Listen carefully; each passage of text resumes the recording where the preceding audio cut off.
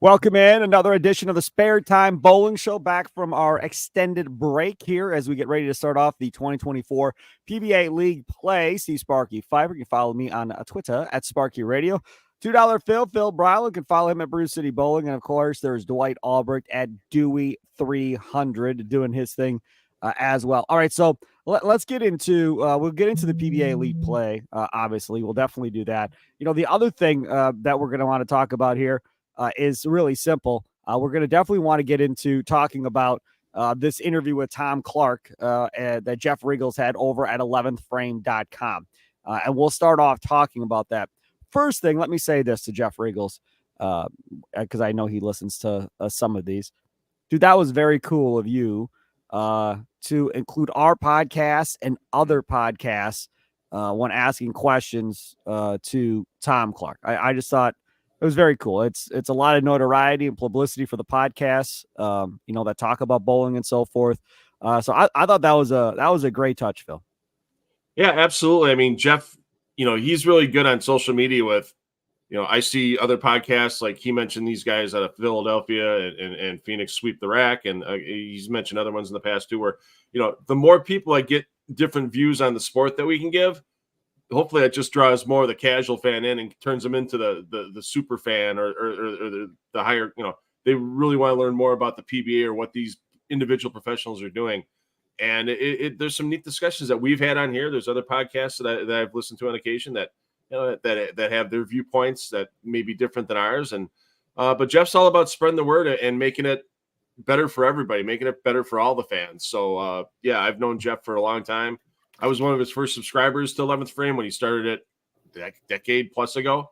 So yeah, and for those fans that haven't subscribed yet, I mean, it's $1.99 a month, and he gets some breaking news and some good stories out there that even I couldn't get or you couldn't get, Sparky. So yeah, I appreciate everything Jeff does, and glad he's been part of our show in the past too.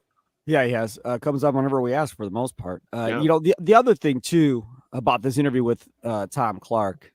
It was a really long interview. Mm-hmm. I mean, that interview was not done in 5 or 10 minutes. That interview was done probably over the course of an hour, 45 minutes, or an hour, somewhere along those lines.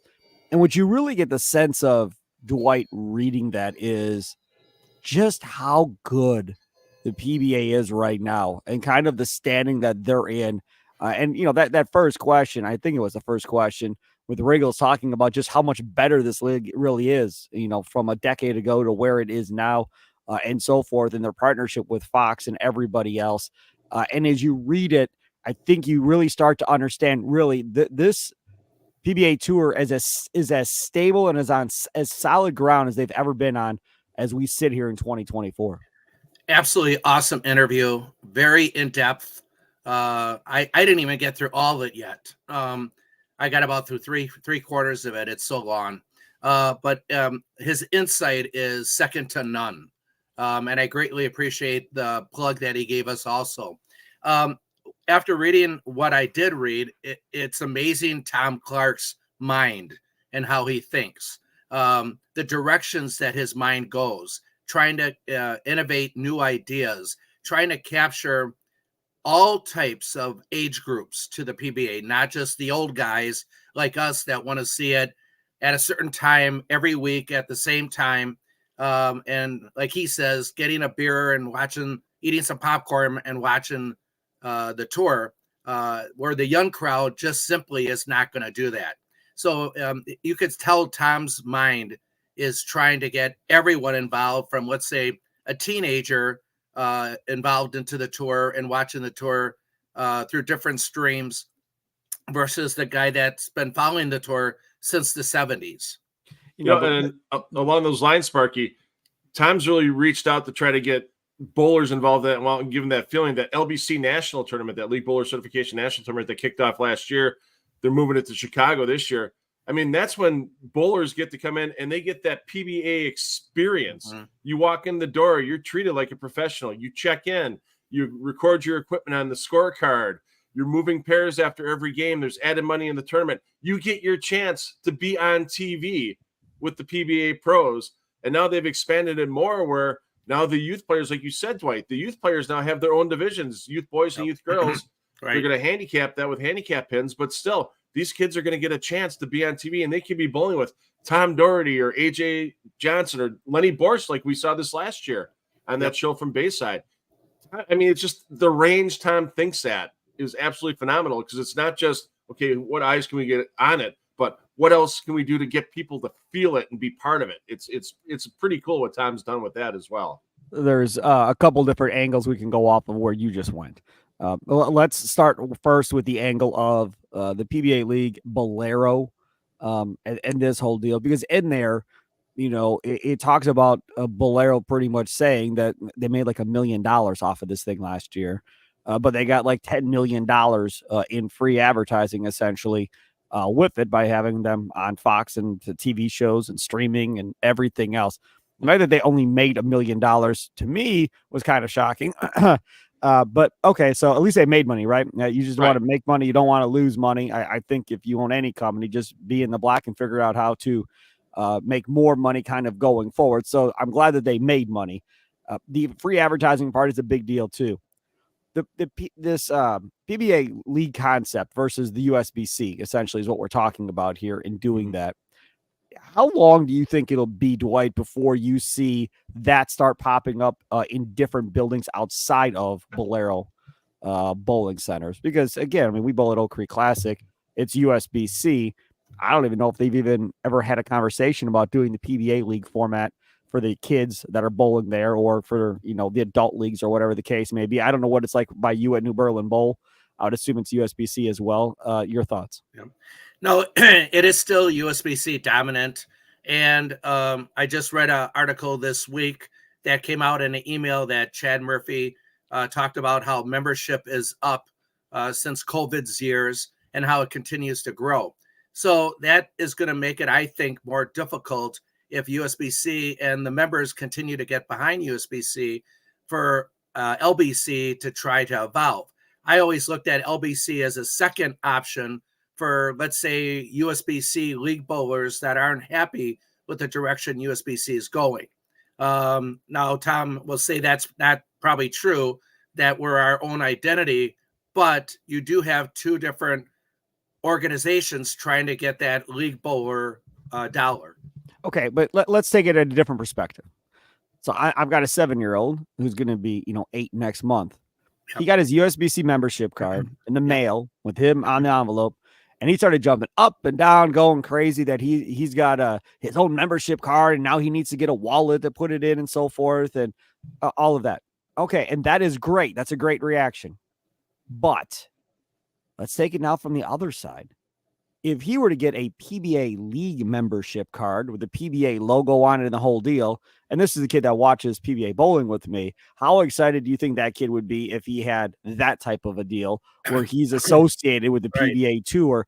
I think that could be a huge game-changing moment for a lot of these kids of, oh, wow, PBA, like I see on TV, I'm like, I'm a part of that now. I think that's a big deal, Phil, for a lot of these kids. And I wonder how long it will take before some of these other bowling houses jump on board. Maybe it's not for the men. Maybe the men and the women stay USBC, but for the kids, that PBA experience is a big deal. And for the USBC, I went on their website and, oh, hey, look, you can print off your own certificate if you want for this thing.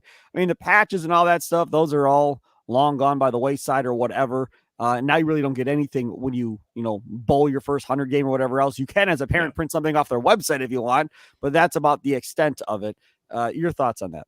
Yeah, I think as Brylow gets things rolling and they get it where it's available outside of their current centers, I agree with you about the kids being the first ones to jump on, and especially now because you're going to have that PBA logo on your card, with PBA League bowler certification.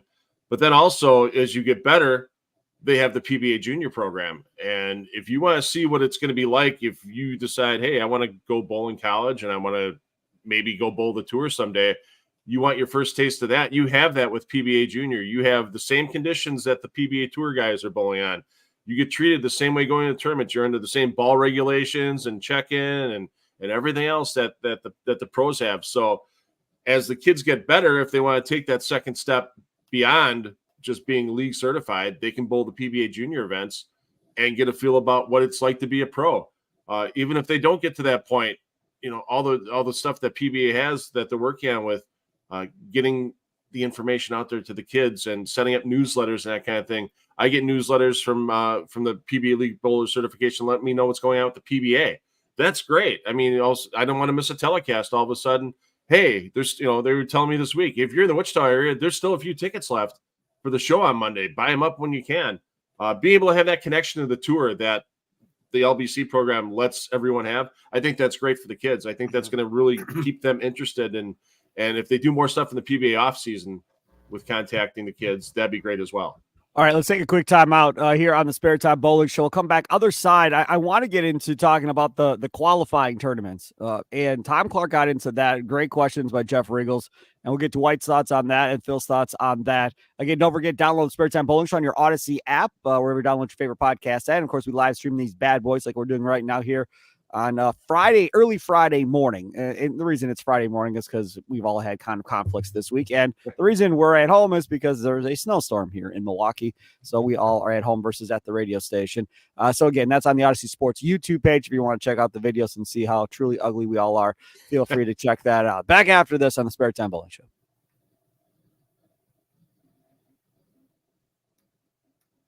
Hey, it's Sparky Fifer, 1250 AM The Fan. Follow me on Twitter at Sparky Radio. He is Dwight Albright. Follow him at Dewey300, owner of the Spare Time Pro Shop in New Berlin, Wisconsin. And, of course, Phil Brylow over there at Brew City Bowling, $2 Phil. And he's always around doing live streaming events and so forth, helping out the PBA Tour, doing stuff on his own for other entities. You go check all of his fun stuff on YouTube. Okay, so let's talk about another aspect of this Jeff Richgels interview. He gets into the qualifying tournaments and the qualifying process for these bowlers to get on the PBA Tour and how difficult it is and so forth. And while Clark said he really couldn't do anything for 24 because they were in contract negotiations with Fox, and obviously that takes precedence. And that if they were going to do something for 25, they'd have to announce it before 24 and yada, yada, yada. But it's something he's definitely considering at this point. Dwight, did you see those comments? And if so, what did you make of them? I did.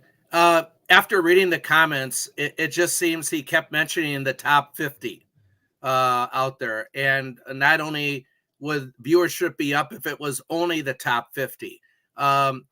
I also read the comments on the regional players to try to get in, and it's more difficult than I think most people think to try to break through. We talked about this last year on one of our shows for the qualifiers. We called it in the old days the rabbit squads, but boy, I think you really need to break through if you're going to have a chance to make any type of money on the PBA Tour. Well, it's kind of funny that we mentioned this now because there was some breaking news yesterday. Jeff Richgels, once again, he's where I saw it first with running around yesterday. Tom Clark was on the Bull TV telecast, and they've said now that the field in 2025, there's only going to be the top 43 in points that'll be guaranteed spots in every tournament. The exemption for if you've won in the last 10 years, that's going away. So you have to be in the top 43 in points in 2024 to be on tour in 2025.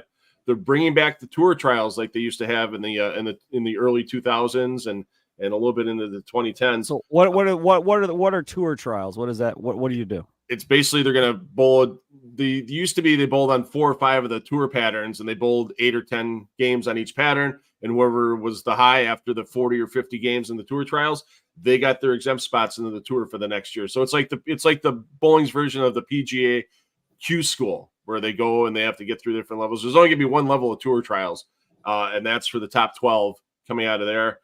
Tom's going to get up to 5 exemptions for every tournament, and that means there's only going to be 4 or 5, maybe 6 spots, depending on how many exemptions Tom uses in each event to round out the field. They're going to be 64-player fields for the standard events next year. So if you're 44th this year in points after everything's done, you're going to have to find a way to get through tour trials, or it's going to be a long road in 2025 trying to bowl those PTQs. I just did a piece with Nate Purchase this last week in Wichita. It's on the PBA YouTube channel, and you can see the pressure these guys go through in the PTQs. You don't have a guaranteed spot in that tournament. The wheels are always working even more so, I think, than some of the guys that are exempt in the tournament. And if you get a chance to see that, if you're watching the podcast after you're done today, go check out that piece on PBA's YouTube, and you'll see the pressure that's going through these PTQs for the guys, and it's going to be even more so next year. There were 26 spots available in Wichita. Next year, there's going to be 4 or 5. Huge difference. Absolutely huge difference. So what we learned here is Tom Clark is a Richard Petty fan. You picked 43? What? Yeah. 45, 40, right? I mean, pick an easy number to remember. We go with 43 of all numbers. That's fine. Whatever happens. I mean, he's a Richard Petty fan. I get it. If that's an old NASCAR driver for the people that don't know who the hell Richard Petty is. Dwight, when we talk about this new thing of having 43 guys, automatically kind of locked in week to week. Do you like that concept, that idea? I'm torn on that. I like seeing the guy that maybe isn't a household name break through. Kevin McCune comes to my mind right away. And look at what now superstar status he's become. A year ago, 2 years ago, maybe only Phil knew of him. And look at how he's broken through. I think it could get stagnant if you see the same 5 guys every week on the shows. We saw that a lot in the 70s with Earl Anthony, Mark Roth.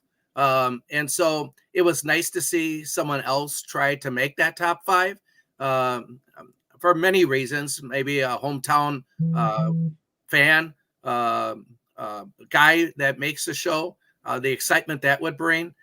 So I'm Pete torn. Weber. Yeah, I'm torn between that. I guess at the end of the day, I guess we got to look at what's going to be the best for the PBA Tour and the decisions that are being made. Right. And that's Tom Clark's job. And I think he's done a nice job with it. The other thing that comes out of that interview, and again, you haven't checked it out. I think it was December 26th over at 11thframe.com with Jeff Richgels and Tom Clark. It's just a great interview. Yeah. The other thing that that he said that I really like is when he does a lot of this stuff, he's trying to figure out, how can I make stars of the guys that are on my league? How can I make them, maybe more famous and more household names than maybe what they are? How can I put them in a position to kind of enhance and build their brand going forward? I wish Major League Baseball would hire Tom Clark to be commissioner. That would help, because they really have a problem building stars over there, compared to, say, the NBA and even the NFL to a certain degree. Phil, do you like that idea, that concept of being a commissioner of a sport? Because, again, in other sports, you work for the owners. You don't work for the players. This sport here, you work for a corporation per se. You still don't work for the players, but he is thinking about this and looking at it from a player perspective. Oh, it's kind of funny because back in the day when the first Exempt Tour first was announced back in the 2000s, there was a lot of kicking and screaming from the players about, because, buddy system. Everybody wants to see their buddy succeed too. So these guys that are traveling around all the time and, 4 to a car or whatever, it's like, oh, now my buddy's out. And there was a lot of kicking and screaming when the Nike guys took over and the Microsoft guys took over. I haven't heard that this time around. And I think part of it also has to do with how much money is out there now with these tournaments. It's $100,000 on top again for every major this year. The Tom's helped get the money there. Blair's helped get the money there. And these guys that are in the top 10, 12, 14 are making very comfortable livings in a very short period of time in a year. I mean, they're done with their season in basically 3 months. They have 9 months to go out and make other ancillary income, whether they own pro shops or go out like Sean Rash and give lessons all over the world and that type of thing. It's amazing what Tom has done, balancing the corporate wants and needs of Bolero and the player wants and needs and the fan wants and needs. And not everything's been great. Tom will be the first one to admit that too. Not everything's a success. We thought USA versus the world last year was a great concept to kick off World Series of Bowling. I haven't seen that at all this year. I don't think that's happening because of the expanded PBA League. But what he's done to balance everything has been a pretty solid job, and it's not an easy thing to do. If Tom keeps going the way he's going, I think viewership on Fox again is going to keep going up, because it's the little things where I know I can see EJ Tackett a few times a year. I know that Jason Belmonte is probably going to win at least in one more major. He's in the hunt again this week in the Players' Championship. Anthony Simonson, he's another guy that's turning into the bad boy of bowling that people want to see when he's out there. Yeah, it's pretty amazing how the tour's kind of turned around in the last 5-6 years between Tom getting Fox Sports on board and then everything else he's trying to do to work with the players, the fans, and Brylow at the same time. There's a lot of PBA League discussion in that interview. We'll get to that in a little bit. We'll maybe do that after the next time out here. But I want to get into one other thing. He was asked by Jeff Richgels, Tom Clark was at the end. Okay, I'm paraphrasing here. I don't have it in front of me, but pretty much, if you were given a choice, what you could have more money for the players, more prize pool money, or more events and have a fall tour like there used to be back in the day and add a lot more events to the schedule and more TV coverage and all of that stuff. Which would you rather have? And obviously he said, why can't I have both? And started laughing. But he said he'd rather have more money for the players first before, getting that fall tour and more events there. Dwight, I'm going to ask you and Phil the same question. If given the opportunity, what would you rather see? More money for the players, or would you rather see more events and have like a fall tour going and throughout the year so you get even more events than you have already? It's a split answer. If you are the player, you would definitely want more money. More money is going to draw more players, more bowlers to try to bowl the tournaments. For the fan at home, there's the other split. Big complaints that I always read on social media is I wish there were more events throughout the year. So I think the fans want to see more events, but the players definitely want more money. Remember this, and like Phil said, for a certain amount of time during the year, this is their job and their income. And that's where the big money is. Sure, they can run pro shops or they can give clinics, but I don't think that's going to draw the amount of money that they could if they're, let's say, top five on the tour. Top five on the tour, you're talking possibly $1 million a year. I think with the way the tour is now, I think the more money is the best way to go. I think if they could find a way to publicize more of the regional events, there's so many guys on the national tour that still go out on the weekends when the tour is done. I mean, EJ Tackett is notorious for bowling as many of the regionals in the central region as he possibly can. There's other professionals that are the same way. If there's a way at the PBA, whether it's through Bowl TV, you only have a limited subscriber base that's going to be able to view these things. But to watch how these, I guess, A-list professionals go on the weekends and compete against the guys on the regional tour, I think that could be a great way to go. I know if I watch MLB Network or NHL Network or NBA Network, I can see NBA Network, I can see G League games. NHL Network, you see AHL games or ECHL games. The MLB Network, they throw minor league games on there all the time. If there's a way that the PBA could get their minor leagues, those regional events, out exposed more to people so they can not just see the stars on TV, but the stars, upcoming stars that might be just coming out of college, like a Kevin McCune that bowled 2 or 3 years of regionals. Nobody knew about him, and all of a sudden, bam, he's on the stage. Well, here you go. Here's your chance. That's what I'd like to see, along with the more money on the national tour. So let's get some more exposure. Right. Let's look at it from this perspective. In that same interview, when he brought us up on the podcast, in the interview, he talked about the streaming services and going to, one of the bigger streaming services, whether it's, Discovery Plus or whoever, Disney or whoever it may be. It's not going to be Disney or with Fox, but whoever it may be. What was so cool about that answer was from Tom Clark, Fox don't care. Do what you got to do, man. We know you got to make money. You do what you got to do. So here you go. Here's your answer. Because in there, he also said about this goofy September thing for PBA League at Bowling Heaven that pretty much he's kind of stuck with what it is. And they kind of pitched the concept for that date or whatever. And they love the PBA League concept, and Fox's goo gaga over it or whatever. Mm-hmm. Okay, fine. I get that. But why not? If you were going to add more events, and let's say you're going to run September to November, right? So essentially the bowlers would have off July and August, and then the month of December for the holidays, whatever else they'd have off. So 3 months out of the year, they'd bowl 9 months out of the year, which means all these bowlers now have a chance to even make even more money than they do already, which I think, again, even if, you don't have $100,000 grand prizes for your bigger events, let's say that number ends up being 50,000. Again, those bowlers are going to bowl that. They're not going to make that in the regional. So you're still going to have people lining up to bowl these events. But what you do is you say, okay, look, Fox is going to have this part of it, the beginning part of the year. And this fall part, say it's 2 months or 3 months. Maybe it's just October and November. Maybe it's September, October, November. Maybe it kicks off with the PBA League Championship at the end of September and you're done by Thanksgiving, whatever. That is, the Peacock version of the PBA Tour. And all of these tournaments are on Peacock, right? It's the Peacock Tour. And Peacock is the title sponsor of the tour or whatever the case may be. And then you let Peacock come in. And I don't know how much of this, I've never dealt with a streaming service. So I don't, but if they have their own sales team, right, you let them be able to go out and get a cut of whatever the revenue may be that they sell. And then you get a percentage of it as well. And they own that part of it. So during the beginning part of the year, it's only Fox. Fine. It is what it is. But when you get to the fall, now you're able to come into one of these streaming services without conflicting with Fox, because you're not on TV with Fox anyhow, for the most part, outside of that first event, and have a whole nother 2 or 3 months of bowling with these guys and being able to bring in another revenue source. I don't know. I'm just spitballing here, and I don't know how hard it is, obviously, for the PBA Tour to get in bed with one of these guys, but that might be another way of kind of going about and kind of doing it at this point, Phil.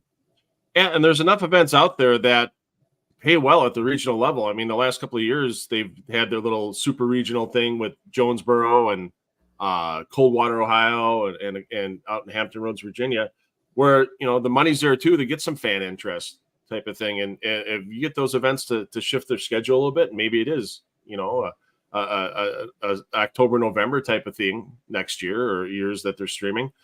It could bring a few more eyes out there, because these guys are still getting a chance to bowl for a pretty good paycheck. You're going to see a lot of the regular tour stars out there at that level, and try to drum up that fan interest, really make things happen on the off season, keep the interest going.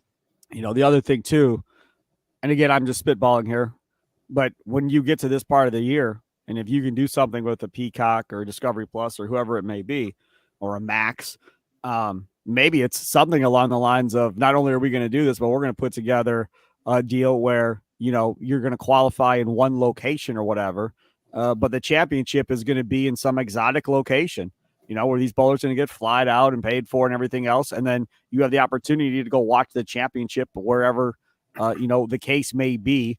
I don't know where that is, but wherever the location is, somewhere warm and sunny and the whole deal. And you do that event there and you build it up, and everybody looks forward to trying to make that show, especially the bowlers, because they want that free trip. Kind of like, the Pro Bowl used to be in the NFL, where everybody got to go to Hawaii if they were to make the Pro Bowl, Dwight, something along those lines, where it would really reward them at the end of the day. But again, I'm not asking the PBA Tour to pay for this, because I know that's not happening. But you would want somebody coming in to be a part of that, to kind of make this even a bigger deal than it already is. Yes. Streaming, I think, is going to be incredibly important now and for the future, as they talk about in Jeff Richgels' article about that attracts the younger PBA fan. But I'm not sold on Bowl TV. I would like to see something like what IndyCar does with NBC and then Peacock. I don't know. You guys can tell me if Fox has their version. Peacock. Don't you remember we talked about that? It's like Teletubby or something like that. Tubi. Yeah. But nobody really knows about it. Yeah. But I mean, they have their own partner, but it's not as prominent as, say, Peacock is. But yeah, you're right. Yes, Bowl TV is not the answer. I'm with you 1,000%. It has to be one of these other major players. Bowl TV is fine, still for qualifying and that type of stuff. It's not saying that you can't have that still, survive and be available. But for the actual TV finals of tournaments and so forth, you want a bigger player in the market here to be a part of that. Well, think about go ahead, Dwight.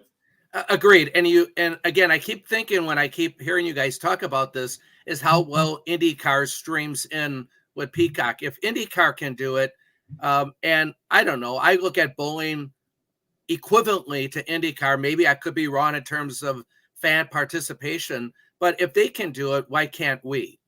Well, think about the tour trials that Tom just announced. How perfect would that be for what Sparky just said? Do a bunch of little qualifiers around the country, advance the guys to the tour trials, and now they got 3-4 days. You're streaming the tour trials. You got the drama. You got talking to the guys between rounds about what they're seeing, what they're doing. This is their future. This is what they will or will not be doing the following year for the event. And boy, you talk about a made for streaming event, Right. That's the tour trials right there. All the drama you get from guys coming in from across the country, qualify. Maybe they qualify out of their individual regions, Right. and then they come to that big finals. I mean, that's a made for streaming event right there with tour trials, in my opinion. Yeah, I mean, if you could have a finals there to say, all right, whoever wins this, gets an exempt spot on the PBA Tour when we start this thing back up in January or whatever. Yeah, absolutely. Yeah. There's a lot of drama that goes along with that. And I think that would be a lot of fun to watch as well. All right. I don't know if you all saw this or not, because we're broadcasting from Milwaukee. I told you we had a snowstorm outside going on. And last night when I went to bed here in southeastern Wisconsin, where we are in the Milwaukee area, they were saying, like 3 to 6 inches or something like that. And then inland was supposed to be 6 to 10 inches. I just got a text from my significant other who is upstairs from Mark Baden on Channel 12 here in Milwaukee. They have revamped the snow totals. Okay. And it is now changed. We are now expected to get here in the Milwaukee area 10 to 14 inches of snow with blizzard-like conditions. Yep. So that is where we currently are sitting, folks. So we went from 3 to 6 to 10 to 14 overnight based on the storm pattern and where it's all lined up. And good news, the snowblower that I had paid a good amount of money to get fixed a few months ago, they brought it back to me. It was like October. And they delivered it back. They said, okay, we didn't put any gas in it, but you're good to go. Just put gas in it, hook it up, start it, and you're off to go. Sounds good. So I put gas in it Wednesday. I go to start it Thursday. No, it's not starting. It still doesn't work. So that's great. And had my neighbor come over, he's a head of a maintenance for a big company. So he comes over, looks at it, because I'm stupid when it comes to mechanical stuff. He goes, there's no gas getting to the carburetor. He goes, and I don't know enough about this thing to know why that wouldn't be happening, but that's definitely the issue. There's no gas getting to the carburetor. Full tank of gas, but it's not rolling over. So now 10 to 14 inches, and I'm going to have to snow a gigantic driveway. So I'm very, very happy about that. Very excited. Okay, so he is Phil Brylow. Follow him at Brew City Bowling. Dwight Albright at Dewey 300, owner of the Spare Time Pro Shop in New Berlin. Follow me at Sparky Radio. Download us on your Odyssey app, wherever you download your favorite podcast at. Check us out on the Odyssey Sports YouTube page, Spare Time Bowling Show. Take a quick time out, come back. Let's talk about the PBA League and comments made by Tom Clark on that, plus the start of the PBA League, or Elite League that they're calling it. We'll do that after a quick timeout.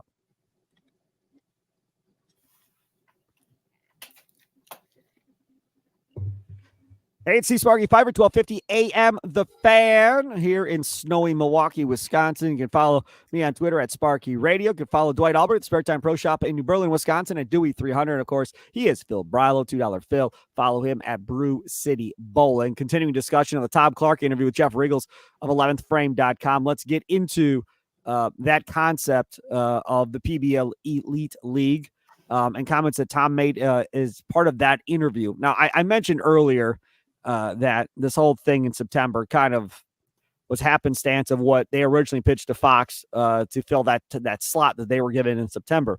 So now they expand it and they kind of paired up with a bunch of tour events earlier in the year with that championship still coming up in September. And he points out that, look, in a perfect world, no, we don't want it in September.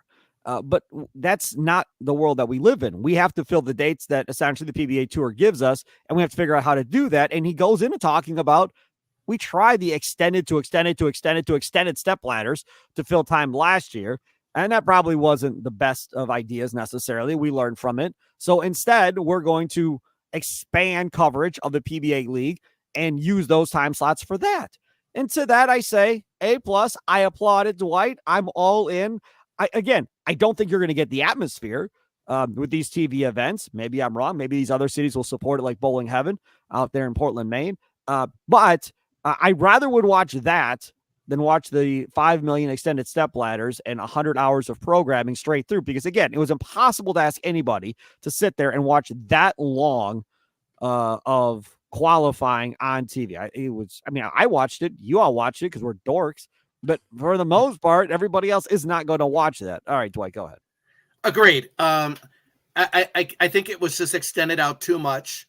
This gives excitement. I found something very intrigued that Jeff Richgels asked Tom Clark about actually going up against the NFL time slot, as we talked about that on our show.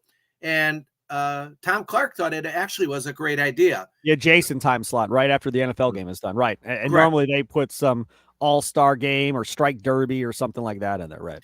Correct. And so I think the PBA League, I think, is going to continue to grow.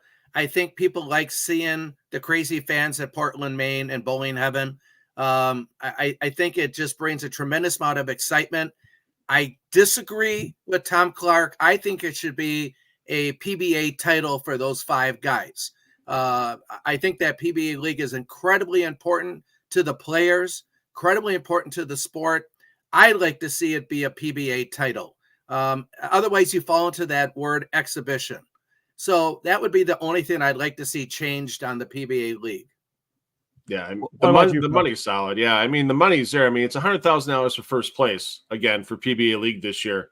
Obviously, it's a season-long effort going in, so that makes the value a little bit more there.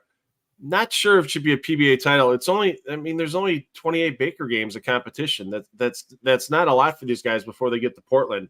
I do think, however, that if somebody wins the title, the team title, like Ryan Simonelli last year, gets the Mark Roth MVP, I think there should be some Hall of Fame consideration given on that. Like if a guy's close, like Ryan Simonelli is close to Hall of Fame credentials, but he's a little short from the standards with the titles and that type of thing. Well, if he ends up being league MVP 2 or 3 years, I think that could be enough to maybe, get him in, voted in type of thing with the new veterans category that Tom Clark announced back in 2023. The title's a little tough, but man, the money's there. The competition's going to be there. Getting the fans behind it on TV, that's going to be tough. I mean, the first show that's going to be on FS1 is going to be in a couple of weeks from Indianapolis for the PBA League. They got the last 2 matches from round 2 with Waco versus Motown and Portland versus New Jersey. It's going to be on air. There's no hometown team for Indy to root for. So yeah, but you know what? I don't see the Portland atmosphere. I'll tell you how you get it. 50-cent beers during the TV show. That's how you get the atmosphere. 50-cent beers, dude. I mean, I'm serious. I'm not playing. Give them alcohol. Get them drinking and let's go. I mean, that's how you're going to get that type of atmosphere. And again, that PBA League to me is special because of the environment that they're bowling in, because it's different than every other PBA show you turn on TV. That's what makes it separate.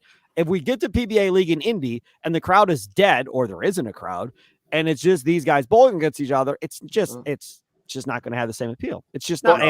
And I know a lot of people don't like watching the Baker format, right? And I'll tell you right now, like at the high school level and college format, I hate the Baker format. I'd rather watch these guys just individually bowl for schools one-on-one. And I get the Baker format and all of that. I hate it.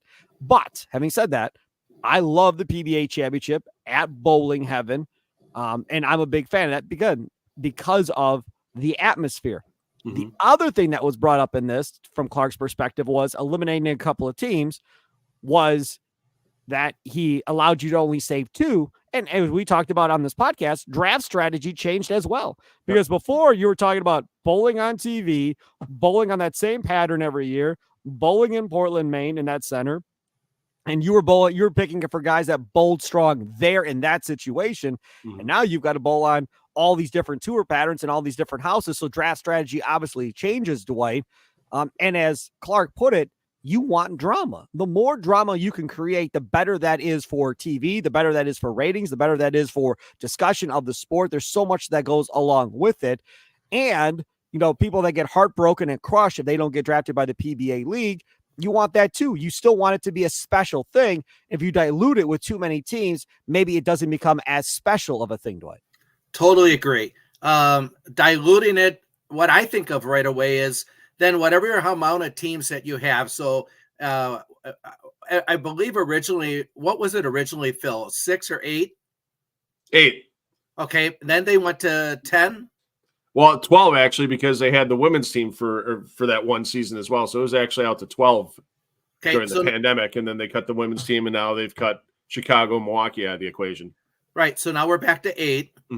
And I just think then you take the top bowlers that are available and out right now and take those 8 teams and make them even stronger. When you dilute it to 12 teams, now you're bringing more guys in.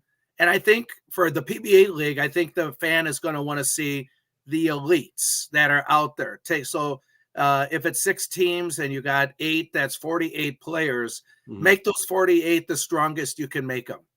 Well, I think that's happened now because it's not just Portland. Back in the day when league first started, there was a lot of buddy system drafting going on. Honestly, you could tell just by, guys weren't having good years and they're showing up on teams. Yeah, there's a buddy system going on. That's not happening anymore.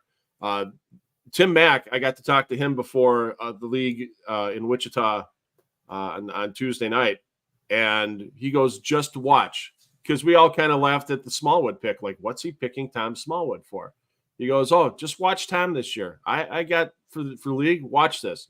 So what does Tom do in the first match? They don't have Wes Malott because of travel issues. Tom has the bull. Tom goes 4 for 4 on strikes, and they just crushed Waco, like with 250 and 279. I mean, just out of there.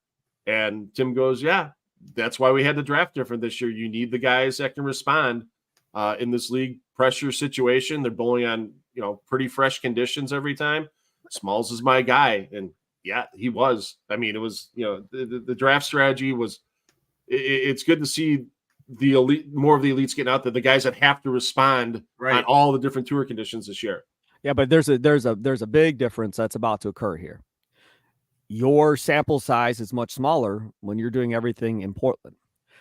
The sample size now for these guys and the data that will be collected as far as what they do across all of these events, not one day, but all of these events, plus, in Portland, Maine, I would assume if I'm a coach or manager, whatever, I'm going to use all this data, right? Like, what was their fill rate over the course of the entire PBA league? Where were they strong? Where were they weak? So forth. Yep.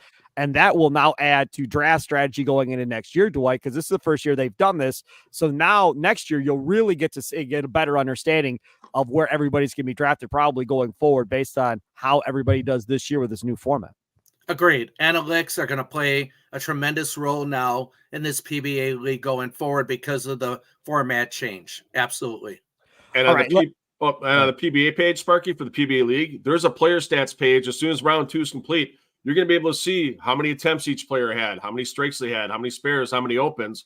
So not only are the managers going to be able to see it, and the other players, us as fans get to see who's responding to the league pressure and who isn't. So that'll be something we could talk about on the Spare Time Bowling Show. We can go over and look at those numbers, which is another great thing. The other thing that I saw, I liked what I saw there from Tom Clark was, they didn't say the number.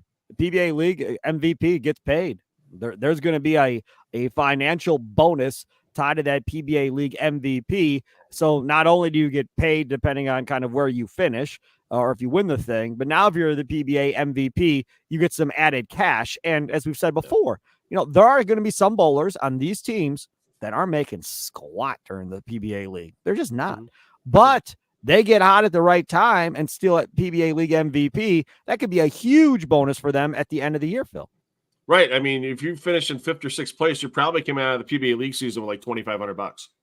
That's it. But if you make it to Portland and you're 5th or 6th place and you help your team make that run to the championship, here you go. Here's the $100,000 for your team, but there might be an extra. I haven't seen the amount yet.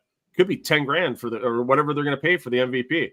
That's a nice bonus for not having, if you had a mediocre tour season.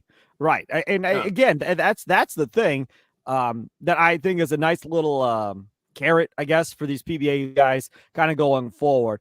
All right, Dwight, as we wrap this up, I have one last question. Is Tom Clark a Hall of Famer right now? God, if he's not, who could it possibly be? That guy has got more ideas in his head than any other previous commissioner. Look at what he's done for that tour compared to anyone else of any other generation. And they had some really struggling years. So I just keep calling him the idea man. So I can't even imagine what directions his mind's going and different avenues he's going to want to try in the future. We are so lucky to have him. You just can't put words into it. All these haters and doubters out there, if it wasn't for him, we would not have bowling on TV. Yeah, people don't remember how bad this tour, what kind of shape this tour was in when he took over. Like y'all simply do not remember. I mean, you were recording several shows out in Vegas, which again I was lucky enough to go out there and cover the World Series of Bowling, but that was his idea. They couldn't get enough live events, so he taped a bunch of events to be able to fill TV time slots because they couldn't get as many live events as they wanted, and to generate interest. That was brilliant. That's how that whole thing started, and now from that to all of these different live events that they have on TV throughout the course of the year. Plus, he lands the Fox deal to go along with it, and the next feather in his cap is going to be to land a major streaming deal. And once that happens, he will have put himself, again, maybe not from a popularity standpoint,